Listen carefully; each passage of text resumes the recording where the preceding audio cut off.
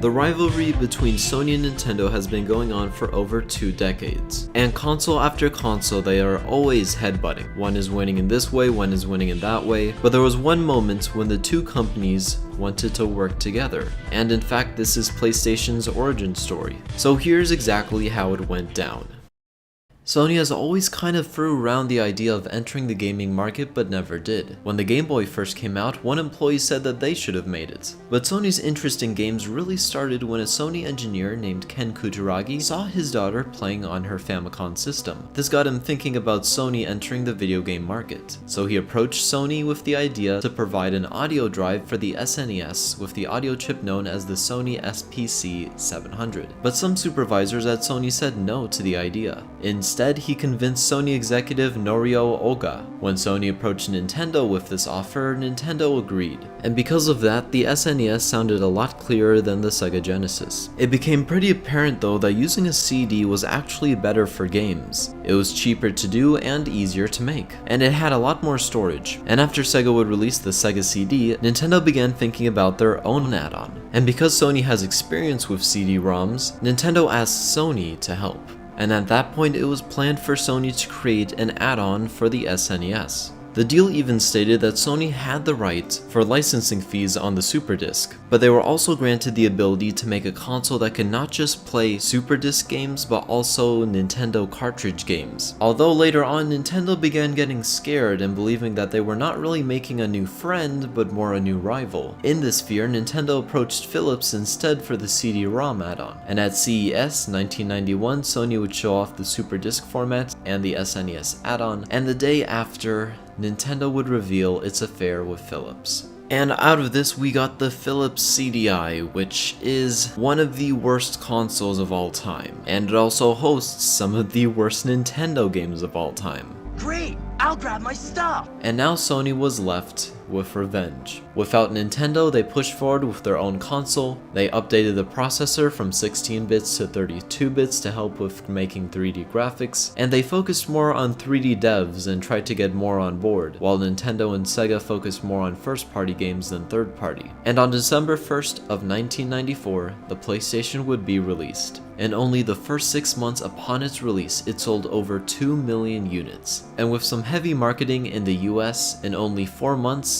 it would sell 800,000 units. By 1996, over 400 games were being developed for the PlayStation, compared to Sega Saturn only having 200 and the N64 only having 60. This was because it was very easy and cheap to make PlayStation games, compared to the N64.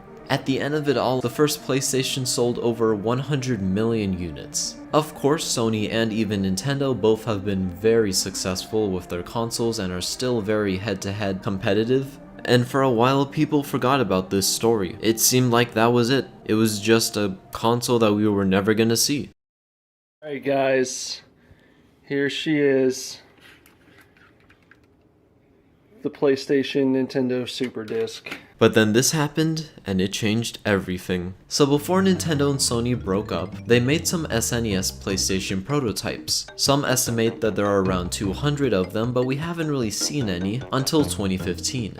When a father and son discovered it. The story goes that the father, Terry, worked for a company named Advanta Corporation. This company was defunct in 2009. The building's interiors were scrapped and put into an auction. Terry went to this auction and won some boxes. The first one that he found only had music discs, but when he opened the other one, besides finding shoes and ties, there was a prototype of the Nintendo PlayStation. Terry went online later and tried looking to see what he had, but he found little to no information, so he put it on his shelf right next to his NES and Atari, and it was almost forgotten. But then his son, Dan, was on a subreddit one day and saw a post proclaiming, "Today I learned about the Sony and Nintendo collaboration that was supposed to be." Dan commented stating that his dad had one of these consoles. Of course no one believed him, so Dan drove over to his dad's place to take a photo. He also uploaded a video, and multiple people were making videos and news articles with Dan and Tyler. So how much did Tyler pay at the auction?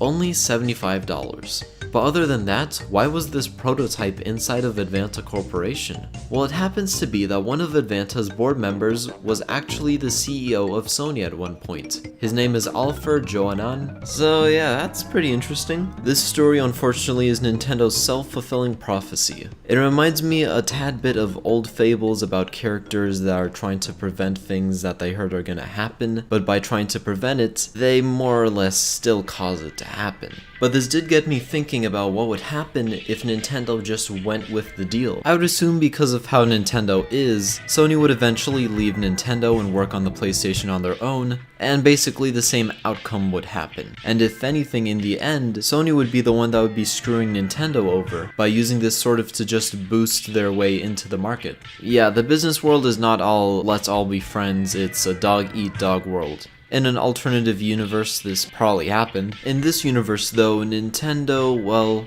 was not the winner, but hey, at least they're not dead like a ton of other companies made the same mistake but are dead. And it is really crazy how Ken Kutaragi really made all this happen, and even Sony themselves didn't want to enter the video game market. All it took though was a little bit of convincing, and everyone was proven wrong in the end. So I'll leave it off with a quote from my best buddy, which I'm not really friends with, Stan Lee.